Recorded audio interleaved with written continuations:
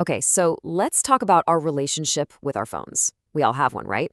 But what if I told you the most important moments in that relationship happen when you're barely even awake? Yeah, I'm talking about the very last thing you see before you fall asleep and the very first thing you reach for when you wake up. It's this hidden battle for your brain, and you might not even realize you're in the middle of it.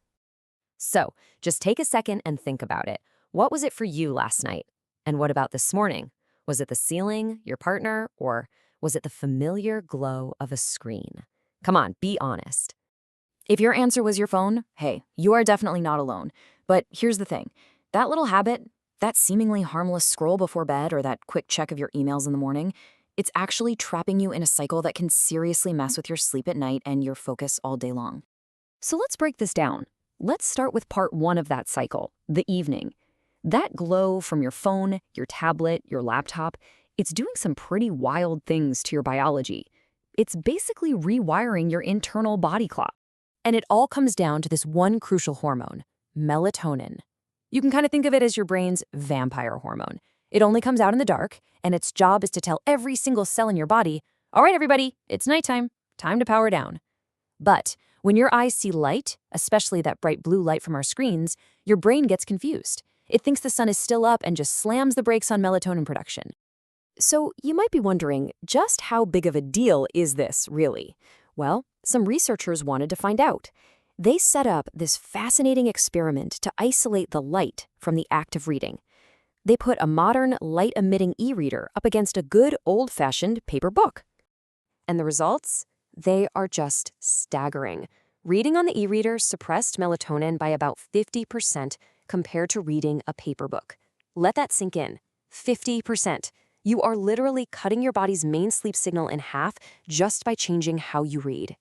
And what does that actually feel like? Well, for starters, it took the people using the e-reader an average of 10 extra minutes to fall asleep. Now, 10 minutes might not sound like a huge number, but that's 10 minutes you're tossing and turning every single night just because of the light from your device. But here it is. This is the real shocker.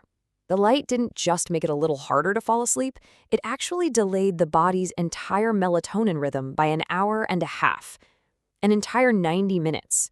Your internal clock was literally pushed later into the night. So as Dr. Kumar basically concluded, you're actively pushing your biological clock way out of sync with the actual clock on the wall. And that makes trying to keep a healthy sleep routine almost impossible. This whole situation just sets you up for a disaster the next morning. And this is where that vicious cycle really grabs hold. All those problems from the night before, they just bleed right into the next day. Because when you wake up and the first thing you do is grab your phone, you're launching a second attack on your brain. You're forcing yourself to start the day playing defense. You see, your brain is designed to wake up slowly, to move gradually through these different brainwave states. You're supposed to come out of deep sleep, move through that kind of dreamy, creative theta state, and then into a calm, quiet alpha state of wakefulness. But when you grab your phone, bam, you skip all of that. You jolt your brain straight into high alert, high stress beta waves. And by doing that, you short-circuit this really important, really healthy process called the cortisol awakening response. Your body is supposed to slowly release the stress hormone, cortisol, to gently bring you up to speed for the day. Think of it like a nice, smooth, natural ramp-up. But checking your phone completely hijacks that process. That flood of notifications, work emails, social media updates, it causes this sudden, unnatural spike in both cortisol and dopamine. So you're basically kickstarting your day with a shot of stress and a hit of an addictive chemical. And the consequences just ripple through your entire day. Your attention is shattered before you've even had a sip of coffee. Your brain's reward system gets rewired, making you crave even more distraction. Your anxiety goes up. And worst of all, you start your day reacting to everyone else's priorities instead of setting your own. Okay, so that's the problem. It's this powerful, neurologically driven cycle. But here's the good news. You can absolutely break it. You're not stuck. The real question is, how? The solution, thankfully, has two parts, and they perfectly mirror the problem. First, you've got to create an intentional digital sunset to protect your evenings. And second, you need to design a proactive morning to take back your day.